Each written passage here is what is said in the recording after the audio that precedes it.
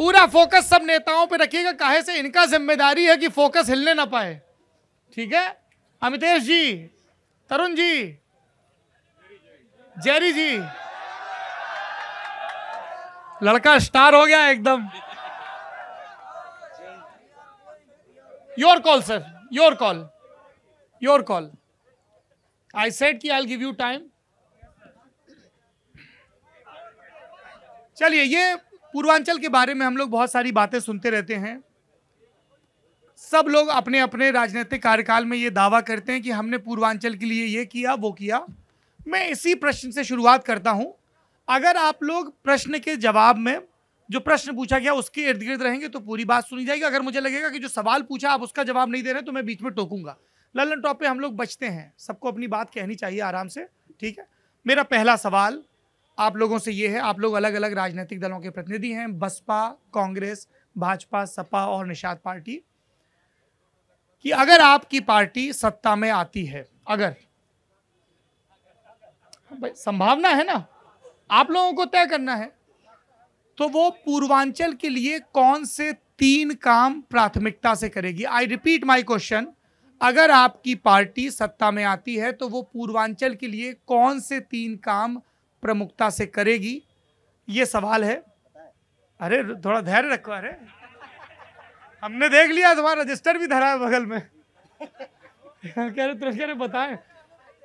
इसमें भी थोड़ा सा ट्विस्ट है सवाल में। जो लोग पहले सत्ता में रहे हैं उन्हें यह भी बताना है कि कौन सा एक काम उन्होंने सत्ता में रहते हुए किया जिससे पूर्वांचल की दशा दिशा बहुत बेहतर हुई। ठीक है, सवाल समझ में आ गया है सभी लोगों को? दीदी, सवाल समझ में आ गया है? भाई साहब, आपको आ गया है? सब लोगों को? आपसे शुरू करते हैं। जी, हेलो जी। सवाल पूछ लिया मैंने, जवाब सवाल पूछ लिया। देखिए, सभी को, गोरखपुर वासियों को मेरा नमस्कार, जय भीम।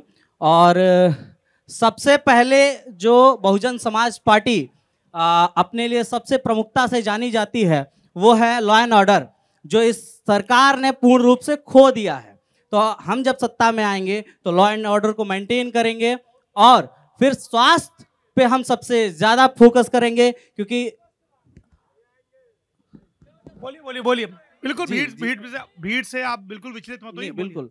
तो मैं ये कह रहा था कि हम लोग स्वास्थ्य पे पूरा फोकस करेंगे। जिस प्रकार से इंटरफ्लाइसिस और कई ऐसी बीमारियां हैं जो अभी भी उनका प्रकोप है यहाँ पे, तो उससे निजात पाने के लिए, और सबसे प्रमुखता की बात जो शिक्षक भर्ती और रोजगार का मामला है, उसके लिए हम निरंतर प्रयास करते रहेंगे और हमारी पार्टी प्रयास करती रहेगी। और एक हमारा जो सबसे महत्वपूर्ण पक्ष रहा है, आप भी देखेंगे आज थानों में कोई सुनवाई नहीं होती है। किसी भी थानों में आप चले जाइए, लेकिन जब बसपा की सरकार थी, बहन जी, माननीय बहन जी की सरकार थी, तब वही सभी पुलिसकर्मी, सभी अधिकारी, सभी लोग डरे रहते थे और बसपा के नाम से डर के वो लोग लॉ एंड ऑर्डर को मेंटेन करते थे। हम प्रमुखता से जब आएंगे और जब हमें जनता का आशीर्वाद मिलेगा तो हम लॉ एंड ऑर्डर को सबसे प्रमुखता से प्रयास करेंगे कि उसको मेंटेन किया जाए। भास्कर ने बसपा की तरफ से 3 चीजें बताई। उन्होंने कहा कि लॉ एंड ऑर्डर 1, हेल्थ दूसरा, और जो शिक्षक भर्ती का मुद्दा है तीसरा। प्रयास नहीं करोगे? सरकार में आ जाओ तो कर ही बिल्कुल देना। करेंगे, बिल्कुल करेंगे। प्रयास तब नहीं, तब तो विपक्ष प्रयास हम बिल्कुल करेंगे। और इन्होंने उपलब्धि बताई लॉ एंड ऑर्डर। अब मैं कांग्रेस की तरफ जाना चाहूंगा, चेतना पांडे जी। 3, फिर होगा ये कि जब तुम्हारे नेता वैभव बोलेंगे तब उधर से आवाज आएगी, फिर समस्या होगी। जी चेतना जी, सबसे 3 पहले मुद्दे और एक सबसे पहले सर, आप पहली बार हमारी आपकी मुलाकात है, शायद गोरखपुर में पहली बार आपका आना हुआ है, तो पूरे गोरखपुर की तरफ से आपका बहुत बहुत स्वागत, अभिनंदन करती हूँ। और जितने भी साथी हैं लल्लन टॉप से जुड़े हुए, उन सभी साथियों के प्रति अपना स्वागत प्रस्तुत करती हूँ, स्वागत की भावना प्रस्तुत करती हूँ। और ये अच्छा लगा, कई चीज़ें मैंने देखी यहाँ पे, मीडिया पे बायस्ड होने का आरोप लगता है, लेकिन जैसे संवेदनशील मुद्दों पर आपने ठहर करके सुना है और जिस तरीके से भावुक होकर के सुना है, तो बड़ी उम्मीद जगती है। ये देख के, लल्लन टॉप को देख के उम्मीद जगती है कि मीडिया का चौथा स्तंभ जो है लोकतंत्र का, वो अपना काम कर रहा है। ये संतुष्टि मिली देख के। आपने कहा कि 3 ऐसे मुद्दे जो अगर सरकार बनती है कांग्रेस की तो उन पे काम करने का मैं यहाँ बताऊँ। दरअसल 3 मुद्दे कम हैं, लेकिन चूंकि आपने 3 की सीमा रखी है। सीमा नहीं रखेंगे तो सब लोग मैनिफेस्टो पढ़ेंगे, उसमें समय लग जाएगा, सुबह हो जाएगी। जी जी। तो एक तो बहुत महत्वपूर्ण है रोजगार का मसला, जैसा कि आपने देखा भी पीड़ा है, नौजवानों की पीड़ा है। और निश्चित रूप से अगर आजीविका किसी के पास नहीं है तो वो कितना भी बुद्धिमान हो, कितना भी प्रतापी हो, कुछ भी हो, वो समाज में दोयम दर्जे का हो जाता है, अपने परिवार के लिए भी हो जाता है, समाज के लिए हो जाता है। रोजगार बहुत बड़ा मसला है, इस पर काम किया जाएगा। और शिक्षा बहुत महत्वपूर्ण है। शिक्षा के नाम पर हालांकि पूरे प्रदेश में मंडी खुली है, बाजार लगा हुआ है, शिक्षा के नाम पर बहुत कुछ बेचा जा रहा है, अभिभावकों को परेशान किया जा रहा है, और उन कर्मचारियों को भी, उन शिक्षकों को भी, उन कर्मचारियों को भी परेशान किया जा रहा है जो तमाम प्राइवेट संस्थानों में शिक्षा के लिए कार्यरत हैं। तो शिक्षा के लिए महत्वपूर्ण काम करना पड़ेगा। एक तो गुणवत्तापरक शिक्षा हो, दूसरी बात शिक्षा के बहाने से जितनी वसूली की जाती है। कल एक कार्यक्रम हो रहा था तो उसमें एक मेरी बहन ने कहा कि ये शिक्षा वाले, स्कूल वाले और डॉक्टर लोग ये बिना बंदूक के डाकू हैं, और ये पूरी तरीके से सच है। तो तीसरा जो बिंदु है, मैं बहुत महत्वपूर्ण बात आपको संज्ञान में होगा भी और बताना भी चाहती हूँ कि कोरोना के बहाने से निश्चित रूप से आपदा थी, पूरी दुनिया प्रभावित थी, लेकिन कोरोना के बहाने से शिक्षा व्यवस्था ने, विशेष रूप से निजी विद्यालय, चाहे वो माध्यमिक स्तर के हों, चाहे प्राथमिक स्तर के हों, चाहे उच्च शिक्षण संस्थान हो, निजी स्तर पे प्राइवेट संस्थान जितने भी हैं, सबने फीस पूरी वसूली है, प्रवेश पर्याप्त मात्रा में हुआ है, और अपने एम्प्लॉयज़ का खूब दोहन किया है। तमाम लोगों ने सैलरी नहीं दी, तमाम लोगों ने आधी सैलरी दी, तमाम लोगों ने निकाल दिया। और मुझे ये कहने में कतई गुरेज नहीं है, आप इस तथ्य को पता भी कर लीजिएगा, हमारे माननीय मुख्यमंत्री जी भी कई महत्वपूर्ण संस्थानों के प्रबंधक हैं, शिक्षण संस्थानों के, और ज़रा पता करके देख लीजिएगा कि उनके शिक्षण संस्थानों में क्या स्थिति है, और उनके अलावा और उनके शिक्षण संस्थानों से कितने शिक्षक कोरोना के दौरान निकाल दिए गए। तो ये इस दुर्दशा को दूर करने के लिए प्रयास सभी जानते हैं, क्योंकि जितने भी नेतागण हैं विभिन्न दलों में, बहुत से लोग ऐसे हैं जो तमाम शिक्षण संस्थानों के प्रबंधक हैं, स्वयं वो जानते हैं कि क्या होना चाहिए और क्या नहीं हो रहा है, लेकिन फिर भी अपनी जिम्मेदारी से जी। और तीसरा पक्ष जो है चिकित्सा, हालांकि आपने 3 पे रोक दिया, कहने के लिए बहुत कुछ है जी। चिकित्सा बहुत महत्वपूर्ण है, बाकियों की भी बारी आएगी जी। बिल्कुल, चिकित्सा बहुत महत्वपूर्ण है, इसलिए कि बीमार हर व्यक्ति पड़ता है। वो जेब देख करके बीमारी नहीं आती कि वो रिक्शा चलाने वाला व्यक्ति है या कलेक्टर है या कोई मंत्री है, रोग तो ये देख के आता नहीं, लेकिन रोग से लड़ने की व्यवस्थाएं हमारे यहाँ अलग अलग हैं। एक कमजोर व्यक्ति के लिए अलग व्यवस्था है, एक मजबूत व्यक्ति के लिए क्या अलग। करेंगे चिकित्सा में, आप अपने प्रॉमिस बताइए। उसमें करेंगे ये, एक तो जो शिक्षण जो सरकारी संस्थान है उनको और मजबूत करेंगे। और अभी हमारे मेडिकल कॉलेज से आए हुए तमाम लोग बहुत अच्छी अच्छी बातें कह रहे थे, नैतिकता की बातें कह रहे थे। सच्चाई क्या है? सच्चाई है कि सीनियर डॉक्टर जितने हैं उसमें से मैक्सिमम के, मैं 100% तो नहीं कहती, लेकिन मैक्सिमम के अपने अस्पताल हैं, उनकी व्यस्तता उसमें ज़्यादा रहती है, मेडिकल कॉलेज में कम रहती है। बेचारे जूनियर डॉक्टर के भरोसे ये मेडिकल कॉलेज चल रहा है। अच्छा, और एक उपलब्धि बता दीजिए कांग्रेस की। मेडिकल कॉलेज उन्होंने ही खोला था। अच्छा, ये उपलब्धि बताना चाहते हैं आप? ये उपलब्धि, मैं गोरखपुर की अगर बात करूं, ये गोरखपुर की बात अगर मैं करूं तो मेडिकल कॉलेज उनके कार्यकाल का था, अन्य जो भी उन्हीं का किया ही हुआ है।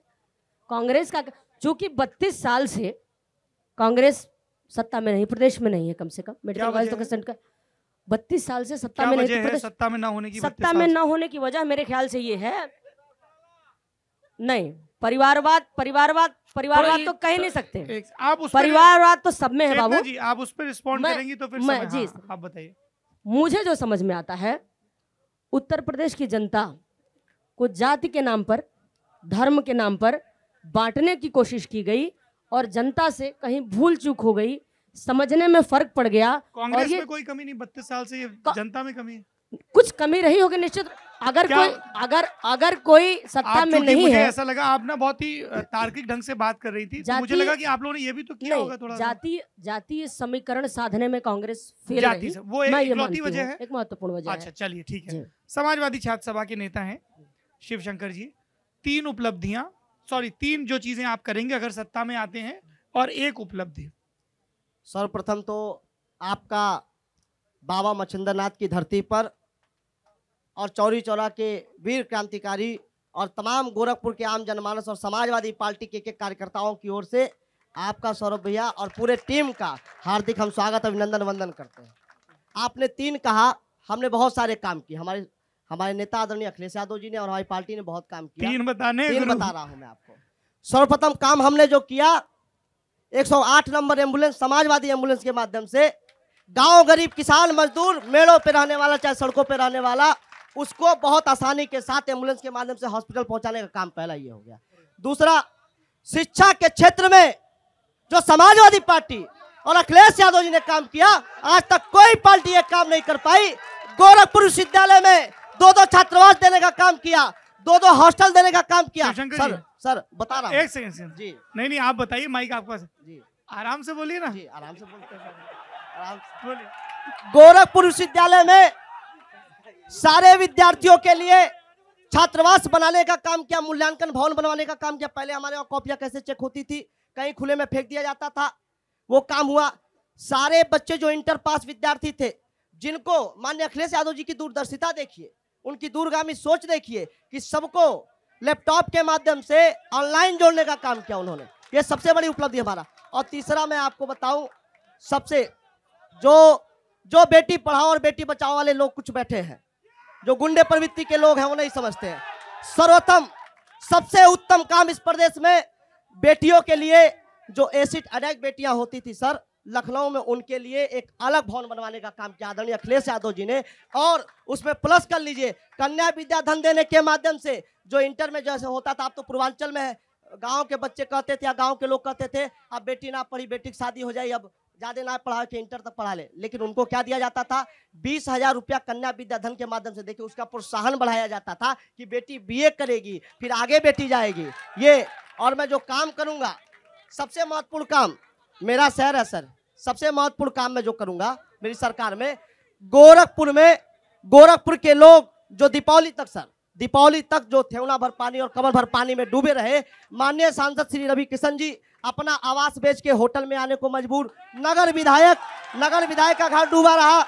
मैं समाजवादी पार्टी की सरकार आते ही गोरखपुर के जनमानस और जनता के सामने मैं कहता हूं कि जल मुक्त कर दिया जाएगा, गोरखपुर को कहीं पानी नहीं लगेगा। ये हमारा। एक सेकंड, अरे नेताजी बैठ जाइए। ये शायद मैं अपना सवाल ठीक से समझा नहीं पाया था। शिवशंकर जी, सवाल ये था 3 चीजें जो सत्ता में आने पर करेंगे, जो करी हैं वो नहीं, और 1 जो करी है, तो आपने उलट दिया सवाल। चलिए कोई बात नहीं, अरे नहीं महाराज, फिर बाकी लोगों के साथ अन्याय हो जाएगा। ई सरवन जी, कौन सी वो जो 3 चीजें हैं, कौन सी वो 3 चीजें हैं? देखो सबके माइक वाइक निकल आए हैं। कौन सी जो 3 चीजें हैं जो आप सत्ता में आने पे करेंगे? वो माइक इसलिए निकल आए हैं कि अभी तक तीन पार्टियां बोली हैं, और मैं कुछ बोलने से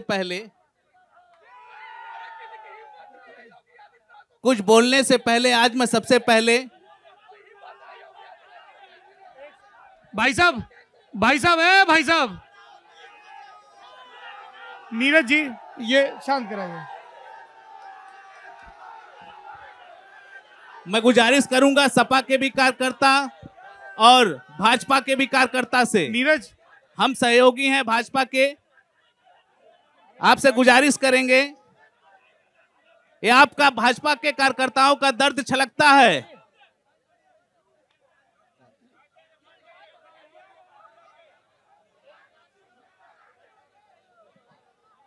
सभी साथियों से अनुरोध है, आज बात देश की है। आज सौरभ भैया आप हमारे धरती पे आए हैं, आपका स्वागत है, मगर कुछ बोलने से पहले आज बात देश की है। आज अगर उठा के देख लीजिए टीवी चैनलों पे देख लीजिए, आज पूरा देश रो रहा है। अरे सरवन जी, आज देश रो रहा है। मैं कुछ बोलने से पहले ये बताना चाहता हूं कि तमिलनाडु की धरती पर यहाँ पे एक एंकर इसलिए बैठा होता है सो दैट ही कैन, ताकि वो मॉडरेट कर सके बातचीत को, संचालन। मैं आपसे कह रहा हूँ 1 मिनट रुकिए, वो रुक ही नहीं रहे, बोले रुको तुम रुको। अच्छा, मैं ये कह रहा था कि ये बातचीत से पहले बात तय हुई थी और आप लोग तो एक सेकंड रुक जाइए।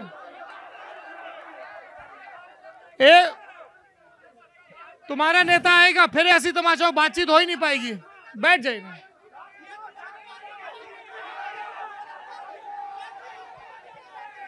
भैया ये जांच का विषय है। सर निवेदन है। हाँ, अभी इस विषय को यहाँ रखते हैं, इस विषय को यहाँ रखेंगे। आपने जो विषय उठाया, माननीय पार्षद विश्वजीत त्रिपाठी ने जो विषय कहा, मैं ये कह रहा हूँ कि अगर आप लोग ऐसे करेंगे, सर मेरी कोई मजबूरी नहीं है, मुझे कोई वो आधे घंटे का शो नहीं चलाना है टीवी पे। मैं बहुत गंभीरता से कह रहा हूँ, अगर आप लोग एक बेसिक डेकोरम फॉलो नहीं करेंगे, मैं बंद कर दूंगा कार्यक्रम। आप लोगों को जो इल्जाम लगाना हो ललन टॉप पे लगाते रहिएगा। अगर आप लोग इस तरह से करेंगे, मैं बंद कर दूंगा कार्यक्रम। आपके नेताओं की हानि है, आपके विचार की हानि है, बिल्कुल मत करिए। हर 5 मिनट में एक आदमी खड़ा हो जाता है, नारा फिर इधर से शुरू हो जाते हैं, कमाल है। और ये भी भरोसा नहीं है, ये भी बता दूं, सुन लीजिए जनता, ये भी भरोसा नहीं है कि अगले चुनाव में आऊं तो टोपियों के रंग बदले हों। ये कोई किसी पार्टी में चला जाता है, कोई किसी पार्टी में, कोई किसी पार्टी में।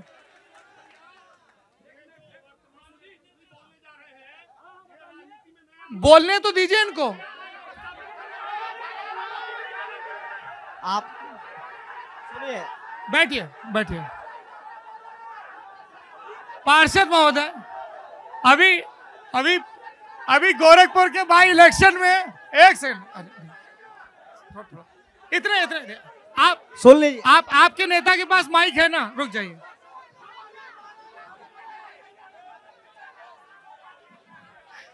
मुझे ऐसा लग रहा है कि मैं इस स्टेज से उतर के सीधे स्पीकर के लिए अपना आवेदन भेज दूं। जी बोलिए।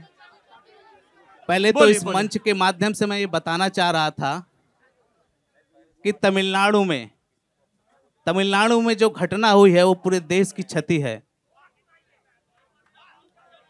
ये देश की क्षति है और उस देश की क्षति में हम लोगों को भावपूर्ण श्रद्धांजलि देनी चाहिए। ऐसे कि ना आप अलग कहें, वो अलग कहें, वो अलग कहें और आपस में हम भिड़ जाएं।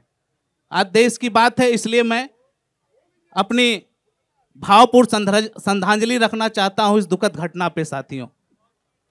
और अभी हमारे तीनों पार्टियां अभी जो बोली हैं, जो 3 सरकार बनने के बाद जो ये काम करेंगे, इन तीनों में मैं याद दिलाना देना चाहता हूं इन तीनों पार्टियों को कि आज भी जब से देश आजाद हुआ है, कुछ विशेष वर्ग के लोग जो इस देश को आजाद किए हैं, उन्हें अंग्रेजों ने कानून से उजाड़ दिया था, आज तक वो बसाए नहीं गए हैं।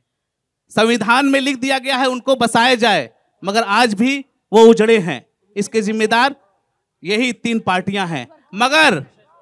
मगर किसी ने भी सरकार बनने के बाद ये अपने 3 उन मुद्दों में नहीं रखे कि अगर सरकार हमारी बनती है तो कुछ ऐसे भी जातियां हैं जो आज दर ठोकरें खा रही हैं, जो इस देश को आजाद कराई हैं, उनको बसाया जाए। पूरी बात उन्हें उनसे कोई मतलब नहीं। वो चाहे देश से आजाद कराए हो, उन्हें अपने पार्टी और अपने नेता से मतलब है। मैं अपने पार्टी की तरफ से अपनी बात रखता हूं।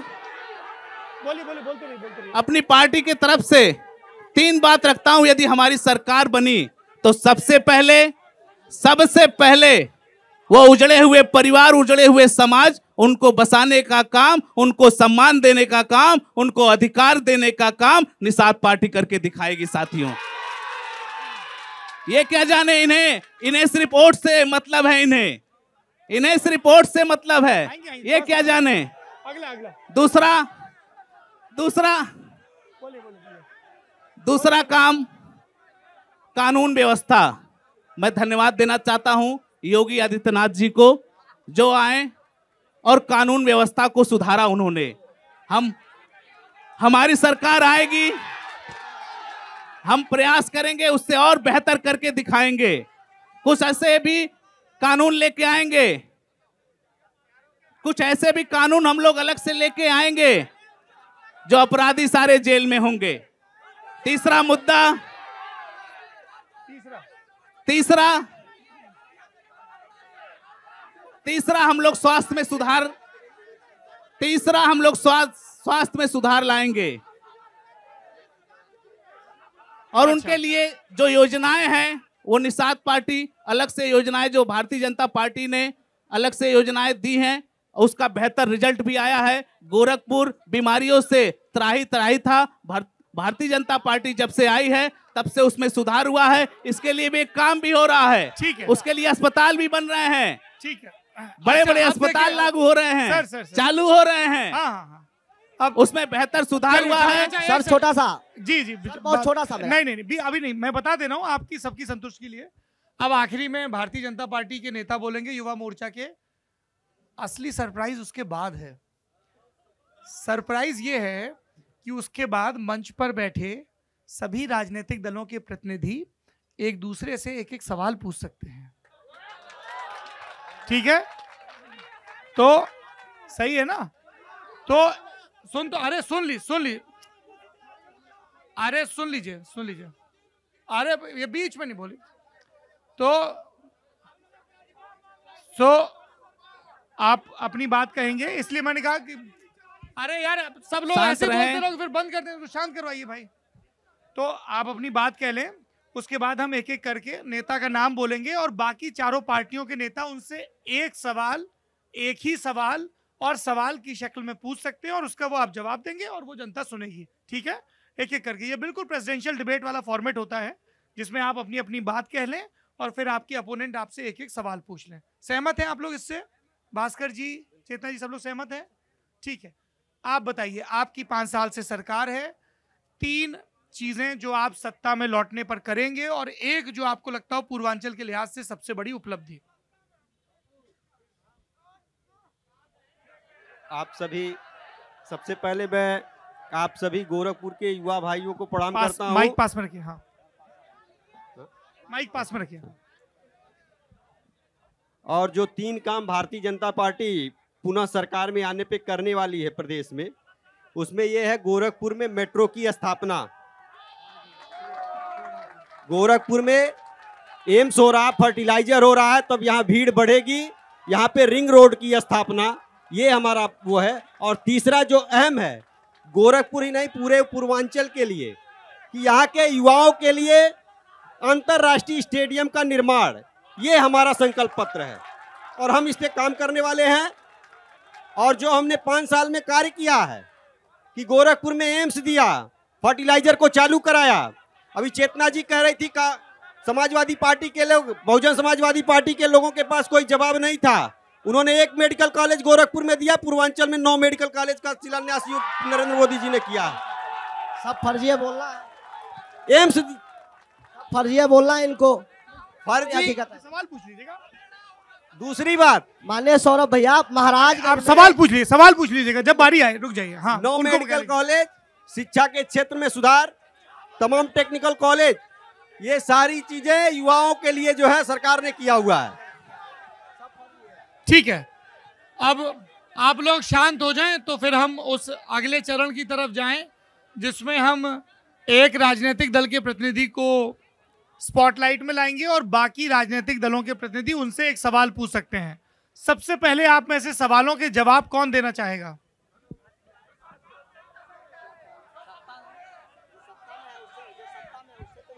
सबसे पहले आप में से सवालों के जवाब कौन देना चाहेगा? अरे आप रुक जाइए, आप किसी से भी पूछ सकते हैं, जिससे चाहे पूछ लें। देखिए, मैं आपको एक प्रसंग बताता हूं। एक बहुत बड़े इस देश के तकनीकी शास्त्री हैं, इस देश में पढ़े, और वो इन दिनों माइक्रोसॉफ्ट को हेड कर रहे हैं। क्या नाम है उनका? सत्य नडेला। सत्य नडेला ने अपनी किताब में ये प्रसंग लिखा है, मौजू लगा तो बता दूं, थोड़ा जो राजनीतिक लोग हैं उनका भी पारा तब तक शायद किस्सा सुन के नीचे आ जाए। तो सत्य नडेला के जो कंपनी के सारे टॉप ऑफिशियल्स थे वो बैठ के ये चर्चा कर रहे थे कि हम कैसे कंपनी को आगे ले जाएं, दुनिया तेजी से बदल रही, कैसे नए नए प्रोडक्ट बनाएं ताकि माइक्रोसॉफ्ट का बिजनेस भी बढ़े और लोगों की सहूलियत भी बढ़े। तो उसके लिए उन्होंने एक व्यक्ति को हायर किया जिसको उन टॉप लीडर्स की साइकोलॉजी पे काम करना था।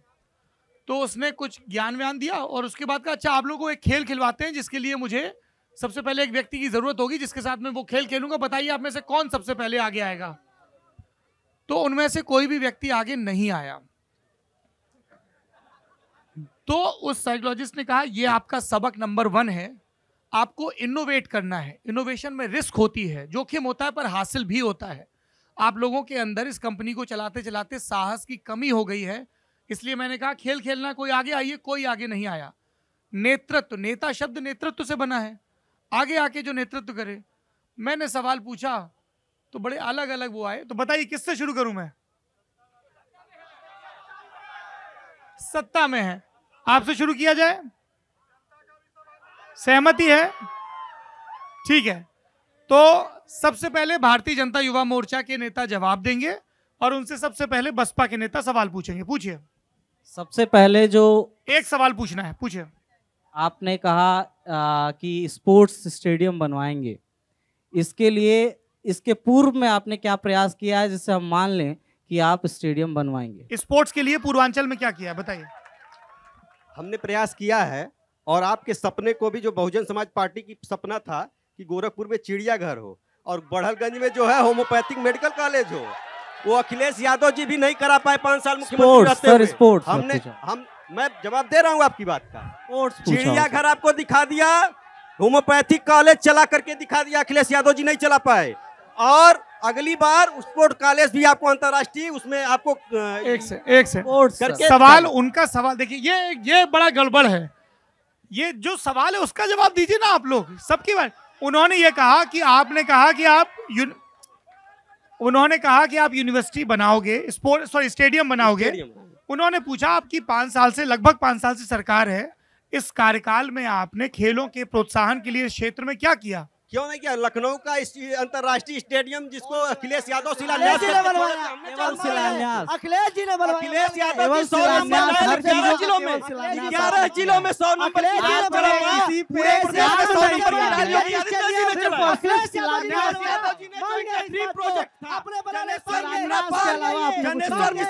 लखनऊ का ड्रीम प्रोजेक्ट था, उसको शिलान्यास करके छोड़ दिया। अगले सवाल की तरफ बढ़ते हैं। मत लड़िए, सदन में जाके लड़िएगा। यहाँ मत लड़िए, सदन में जाके लड़िएगा। अरे अपनी बारी पे यहाँ मत लड़िए, सदन में लड़िए। गोरखपुर में भी विश्वास दिलाता हूँ, जिस स्तर पे होम्योपैथिक कॉलेज, जिस तरह से साहब आपसे स्पोर्ट्स पे पूछा मैंने, आप बार बार मुद्दे को क्यों भटका देते हैं आप लोग? आप जिससे सवाल पूछा गया उस पर गोरखपुर में भी जो देखिए ऐसा है ना कि एक सेकंड सवाल और सवाल के जवाब जनता के सामने आ रहे हैं, रिकॉर्ड भी हो रहे हैं, पब्लिक तय करेगी कि कितना तसल्ली बख्श है। चेतना जी आपकी बारी है, सवाल पूछिए। भ्रष्टाचार, देखिए सवाल सुन लीजिए। भ्रष्टाचार और लॉ एंड ऑर्डर पे आपने क्या काम किया है? जबकि नजर कुछ नहीं आ रहा है, कहेंगे तो आप बहुत कुछ, नजर कुछ नहीं आ रहा है। जबकि मुख्यमंत्री होने से पहले लगभग 3 दशक से माननीय मुख्यमंत्री जी इस शहर का, गोरखपुर का, पूर्वांचल का कोना कोना जानते हैं, नब्ज जानते हैं, कौन सही है कौन गलत है। आपको पिकअप लेने में इतना टाइम क्यों लग गया और क्या गारंटी है, क्या कैसे दावे कर रहे हैं कि अगली बार आप आएंगे तो कुछ और बेहतर हो सकता है? देखिए, आपने कहा पिकअप लेने में इतना टाइम लग गया, हम तो 5 साल की सरकार दे रहे, आप लोगों ने 70 सालों तक राज किया और आप लोग पिकअप ही नहीं ले पाए। 70 साल में जो बनाया वही बेच रहे हैं। भ्रष्टाचार 70 साल में जो किया वही बेच रहे हैं। भ्रष्टाचार और कानून व्यवस्था 70 साल में जो बनाया वही बेच रहे हैं आप लोग। जो है उनसे पूछिए, जिन अपराधियों के घरों पे बुलडोजर चल रहे हैं, आपके लोग अपराधी के घर जा रहे हैं, ताले लग रहे हैं, लोग अपराधी के घर जा रहे हैं, आपके लोग अपराधी घर जा रहे हैं। ऐसा कभी ठोस निर्णय कभी किसी मुख्यमंत्री ने लिया था क्या? आपके गठबंधन का व्यक्ति अपराधी के घर जाता है। अच्छा ठीक है, ठीक है भाई साहब, गुरु अपराधी के घर जाते हैं। बैठ जाइए, बैठ जाइए। चलिए, अब आप समाजवादी पार्टी के नेता, आप समाजवादी पार्टी के नेता, एक सेकंड थोड़ा भाई साहब, आप अपने समर्थकों को कह दें, भाजपा के लोग चरम पे गुंडाई है भाई, जान ना हो बैठ जाइए। मुझे गुंडाई चरम पे, बार टोकना पड़ रहा है, भाजपा सरकार ये में ठीक नहीं है। चरम पे बैठ जाइए। ये मंच पे अब तय पूरी हुआ चरम है, पे रिश्वत सब कई लोगों गुना की बढ़ गया है, एक रिश्वत कई गुना बढ़ गया है, करप्शन गुंडाई कई चरम गुना पे। बढ़ गया है, अपराध जवाब कई देने गुना दीजिए बढ़ ना गया नेता को है। अपने। अपराधी लोग सरकार के साथ हैं, अपराधी भैया। लोग सरकार अपराधियों से मिलने जाते हैं। बोलिए। एक लड़के की भैया, हत्या होती है, मिलने सपा जाते के लोग हैं। सम्मान नहीं देते हैं। सपा के लोग भारतीय भैया, जनता सपा आपके संगठन के लोग अपराधी को संरक्षण देते भैया, हैं। लोग सपा के लोग अपराध सम्मान पे नहीं देते। सबसे अगर ज्यादा सम्मान दिया होता सबसे तो ज्यादा निषाद सम्मान पार्टी किसी के ने साथ दिया होती। है अगर तो सम्मान अखिलेश दिया यादव जी ने होता दिया है, तो बसपा के परवीन साथ निषाद जी होती। को इन चुनाव लोगों ने जिताया कभी किसने? सम्मान नहीं दिया है। अखिलेश यादव जी ने अल्लाह आगे देंगे समाजवादी सम्मान। पार्टी ने अगर कोई संसद में सम्मान दिया सदन है में कोई तो भारतीय भेजा, जनता पार्टी ने अखिलेश दिया यादव है। जी ने भेजा, सदन में मैं कौन क्या- भेजा? मैं पूछ सदन रहा में हूँ, कौन अगर भेजा? सम्मान दिया आप होता है, बताइए, अगर बावन सम्मान फूलन दिया देने होता से है, लगा चूंकि- परवीन निषाद तक को माइक बंद करिए, सबका माइक बंद करिए, एक नंबर को छोड़ के सबका माइक बंद करिए। एक सेकंड बंद है। चूंकि हमारी तमाम कोशिशों के, भाई साहब, ए भैया एक सेकंड, बहुत बड़ी जरूरी सूचना है, सुन लो, ऐसा ना हो मिस ना हो जाए।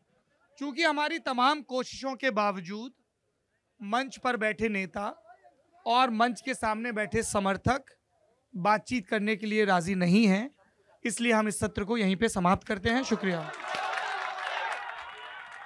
ऐसे बात नहीं होती है। This is not the right way. Sir आप शांत कराइए ना।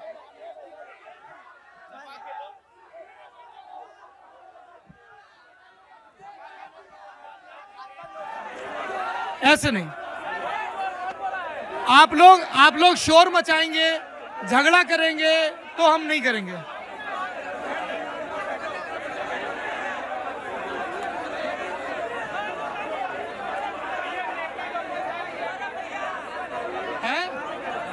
पॉलिटिकल हिस्सा हटा दीजिए। बैठ गया। हाँ भाई, करनी है बातचीत, आगे करनी है, हटा दें।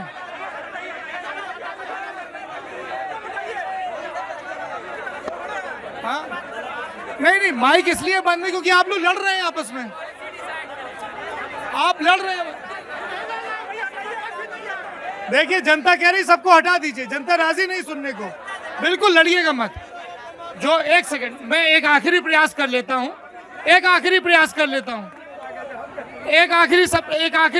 लेता हूं जी। जो सवाल पूछे, आपकी बारी आएगी, आप पूछिए। एक सेकंड, जिसका सवाल है वो सवाल पूछ ले, जवाब रिकॉर्ड हो रहा है तो पब्लिक को भी दिख रहा है कि जवाब दे रहे हैं कि घुमा रहे हैं। सर थोड़ा बात तो सुन लीजिए, और बाकी लोग टीका टिप्पणी ना करें जी।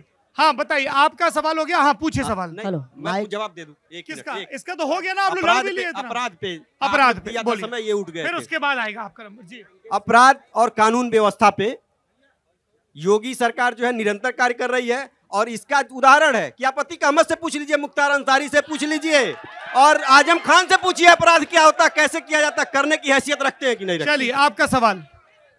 माइक ऑन कर दीजिए इनका, नेताजी का। कितने नंबर माइक है? नंबर बताइए। हेलो,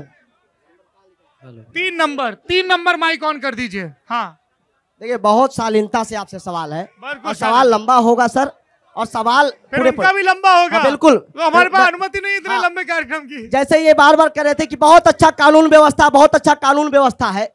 इस उत्तर प्रदेश में कहीं बेटियों की इज्जत लूटी गई तो थानों में बेटियों की इज्जत लूटी गई। एक वाल्मीकि समाज की बेटी को हाथरस में आधी रात को पेट्रोल छिड़क के आधी रात को वाल्मीकि समाज के बेटी को क्यों जलाया गया? पहला सवाल। उसी में सर, सही नहीं सर, सुन लीजिए। पहला, दूसरा, उसी में जो बेटियों के नाम पे, दलित के नाम पे गोरखपुर विश्वविद्यालय में प्रियंका भारती की हत्या काजल सिंह की हत्या, मनीष गुप्ता की हत्या, मनीष प्रजापति की हत्या, अंकुर शुक्ला की हत्या, जद्दो यादव परिवार की हत्या, एक हफ्ते में 7 हत्या। आप कहते हैं कानून व्यवस्था है। गुंडा जब मुख्यमंत्री होगा, जब गुंडा अपराधी होगा, जब सत्ता पे गुंडा बैठेगा तो गुंडाई कब नहीं होगी। योगी जी एक बात कहते थे, अरे सुन लीजिए, पुलिस वाले भाषण सुन नहीं, भाषण नहीं, योगी जी क्या कहते थे उसी में सुन लीजिए। सवाल हो गया, अब कानून व्यवस्था पे कह रहा हूं। अरे भाई भाषण नहीं देना है, आपने सवाल पूछा, वो जवाब, आपकी बारी आई। आप लोग इस तरह से करेंगे, बंद करना पड़ेगा। जवाब दीजिए। हाँ, चमक गई तुम्हारी नेतागिरी, अब उनको जवाब दे, उनको चमकाने दो अपनी। हाँ, मेरा ये था, इन्होंने कहा कि 6-6 हत्याएं, 6-6 सारी चीजें। ये याद करें समाजवादी पार्टी के उस शासनकाल को कि जब मुजफ्फरनगर का दंगा होता है, 62 लोगों की हत्याएं होती हैं, वो परिवार विस्थापित होकर के टेंटों में रहता और अखिलेश यादव सैफरी में सलमान खान का डांस देख रहे होते हुए, वो संवेदनहीन मुख्यमंत्री। मुझे बोलना देंगे आप उत्तर प्रदेश में 2012 का दंगे का रिकॉर्ड देखिए, 227 दंगे होते हैं। 2013 में 247 दंगे होते हैं, 2014 में 242 दंगे होते हैं, 2015 में 219 दंगे होते हैं। ये दंगा चले गए। 2016 इस उत्तर प्रदेश में सबसे बड़ा दंगा योगी आदित्यनाथ है। सुनना दे रहे हैं आप, गलत बात क्यों कर रहे हैं? गलत बात कर रहे हैं आप, जवाब नहीं दे रहे। भैया जौनपुर में लड़िए मत। मैंने आपसे कहा, भाई साहब वाल्मीकि समाज नेताजी, बात करते हैं। मैं ये कह रहा हूँ, अगर वो मैं बोलने दूंगा आपको। अगर मैंने आप लोगों से ये चीज कहा था ना कि आपने सवाल पूछा और आपको लग रहा है कि आपने जिससे सवाल पूछा वो आपके सवाल का जवाब नहीं दे रहा है, तो वीडियो रिकॉर्ड हो रहा है, पब्लिक को देखने दीजिए। आप तुरंत क्यों लड़ रहे हैं? उसको बोलने दीजिए, पब्लिक को देख रहा है कि जवाब दे रहा है। कड़वा होता है ना, सचिन को अच्छा नहीं तो फिर लड़ाई शुरू हो जाएगी ना। पूछ रहा हूँ जी, आप पूछे। नहीं बताएंगे, बता तो रहा हूँ, तो सच कड़वा होता है। चलिए बोलिए, पूछिए। आपको सच नहीं पसंद। चलिए लड़िए। मैं वाल्मीकि समाज की बेटी की बात आपने कहा। अरे मंदिर के नाम पे जमीन हड़पा किसने? योगी आदित्यनाथ जी ने। अजय सिंह मिश्र ने हड़प लिया। शिक्षा माफिया, नकल माफिया। अब बताइए, आगे बढ़ नहीं पाएगा। मैं हाथ जोड़ सारी चीजें बोलेंगे। मैं क्या मुझसे गलती हो गई? मैंने युवा नेताओं को बिठा लिया। हाँ पूछिए, सवाल पूछिए। एक लाइन मेरा, एक लाइन खोलिए, बार-बार डिस्टर्ब कर रहे हैं उसमें। इटावा में एक ब्राह्मण परिवार की बेटी के साथ रेप होता है। उस बेटी का मुंह काला करके, उसकी मां को मुंह काला करके और घुमाया जाता है। जब गोपाल स्वरूप मिश्रा एमएलसी उसको विधान परिषद में उठाते हैं, तो अखिलेश यादव जैसा संवेदनहीन जौनपुर में नेहा निषाद की हत्या होती है, होती रहती है। और आज उत्तर प्रदेश में जब सत्ता की लेने की बात आई, तो तमाम विधानसभाओं में घूम करके परशुराम की मूर्ति लगा रहे, जय परशुराम करके आज समाजवाद का नारा देने चले हैं और उत्तर प्रदेश की सत्ता हथियाने की बात करते हैं। मैं बता देता हूँ कहाँ है। हाँ, आप सवाल पूछ रहे हैं कि भाषण दे रहे हैं? सवाल आपको पूछना है भाजपा वालों से। भाजपा के साथी सवाल पूछ रहे हैं। आरक्षण कब मिलेगा? पूछ ले। एक सेकंड, भाजपा के साथी से आपका कोई सवाल है? पूछ ले, आरक्षण पूछ ले। एक सेकंड, नेता नहीं पूछ रहे आपसे। हाँ क्या है ये? पूछ ले। अरे एक सेकंड, भाजपा के लोगों से आपका कोई सवाल है? नहीं है। कोई सवाल? अच्छा, चूंकि सवाल है। एक सेकंड, नहीं मेरा सवाल आएगा ना। चूंकि निषाद पार्टी के साथी का अपने सहयोगी दल से कोई सवाल नहीं है, इसलिए मैं निषाद पार्टी के प्रतिनिधि से एक सवाल मैं पूछ लेता हूं। या तो सवाल पूछो या जवाब दो। नहीं, आप सवाल ये बार बार सामने से एक आवाज लगाई जा रही है, अंकुर शुक्ला हत्याकांड। इल्जाम लगा रहे हैं कि आपकी पार्टी के लोग जिस पर हत्या का आरोप लगा उसके घर गए। मैं वहां गया पूछ रहा था हूं ना, चिल्ला क्यों रहे हो? मैं बता देना चाहता हूं, आपने मेरा वीडियो भी देखा होगा। मैं वहां गया था इसलिए गया था क्योंकि वहां निर्दोष जो गांव के लोग थे वो पलायन हो गए थे। मेरा वीडियो में आप लोगों ने सुना भी होगा कि जो आरोपी है उसे जेल में जाना चाहिए, मगर जो निर्दोष लोग हैं उनको अगर प्रताड़ित किया जा रहा है तो ये बर्दाश्त नहीं किया जाएगा। गांव के लोग पलायन हो गए थे। अगर वहां कोई खड़ा हुआ, ना कोई सपा का नेता खड़ा हुआ उस गांव के पक्ष में, ना बसपा का, ना कांग्रेस का, अगर कोई खड़ा हुआ उस गांव के लिए तो सिर्फ और सिर्फ निषाद पार्टी के प्रदेश प्रभारी खड़े हुए। हो गया। अब बसपा की बारी है। आप बसपा से, आप चारों लोग, कोई नहीं बहुत लंबा बहस खींच रही है। बसपा से आपके पुराने सहयोगी रहे चेतना जी। 1996 में आप लोगों ने मिलकर चुनाव लड़ा था बहुजन समाज पार्टी के साथी से। भाई साहब कोई सवाल आप पूछना चाहती हैं बसपा के साथी से? मैं तो सत्ता से ही पूछना चाहती हूँ। नहीं, सत्ता से हो गया, अभी बसपा से पूछिए। क्या स्टैंड है? अरे थोड़ा क्या दीदी, योजना आपका है? नेता बैठा है यहाँ, पूरी बात कही ना उन्होंने। हाँ, क्या कई अच्छा। घबराइए नहीं, ये लोग कभी न सम्मान दिए हैं और न आगे देंगे। जब आपके नेता बोल रहे सबसे थे ज्यादा वहां शोर हो रहा था, पार्टी ने आवाज सिर्फ ये रिकॉर्ड हो रही थी। वो सम्मान देख रहे हैं। कसरवाल कांड हुआ था तो आपके लोगों ने सीधे की सीधे लाठी डंडा नहीं, सीधे गोली चलवाया था। उस चीज को कभी भुलाया नहीं जा सकता। तो अपनी बारे में बोल पाओगे? कौन सी सम्मान की बात करते हैं? पैर अरे की कौन सी सम्मान की बात इनके करते पैर की हैं? तरफ इशारा कर रहा है, हाँ? पैर। सीधे गोली, वो चलिए। तांडव नहीं भूला है वो समाज पिछली सरकार का, बैठिए। जहां आपके लोग बैठिए। सीधे थाने में बैठ के लोग बात करते हैं। सम्मान भी, किसी भी बैठे आप कार्यक्रम, लोग बैठे। सम्मान दिया होता तो आज निवेदन बसपा है आपके कि साथ बैठ जाएं आप होती। लोग। भाई, माइक अच्छा, बंद करिए, कौन सा सम्मान? करिए। किसी भी कार्यक्रम का बहन जी मेरी बात सुनो, मैंने कोई गलती नहीं की ना। किसी भी कार्यक्रम का मकसद होता है उस कार्यक्रम में पढ़े लिखे लोग आए, संवाद करें, सभ्यता पूर्वक अपनी बात कहें और सुने। चूंकि ये मुमकिन नहीं हो पा रहा है, इसलिए इस राजनीतिक सत्र को हम यहीं समाप्त करते हैं। आप लोगों का बहुत बहुत धन्यवाद। Thank you.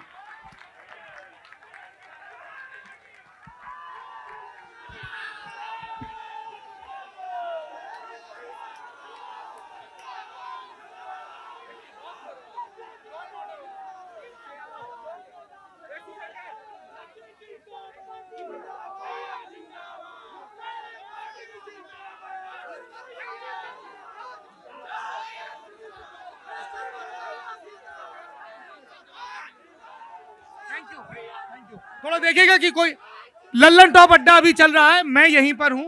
क्विज खेलेंगे, बातचीत करेंगे। नेताओं से सिर्फ मैं माफी मांगता हूं कि मैं ऐसा माहौल नहीं दे पाया आप लोगों को कि आप अपनी बात कह पाएं। बहुत बहुत धन्यवाद। Thank you. नहीं, आप ठीक है। बहुत बहुत धन्यवाद। सॉरी, वो एक्चुअली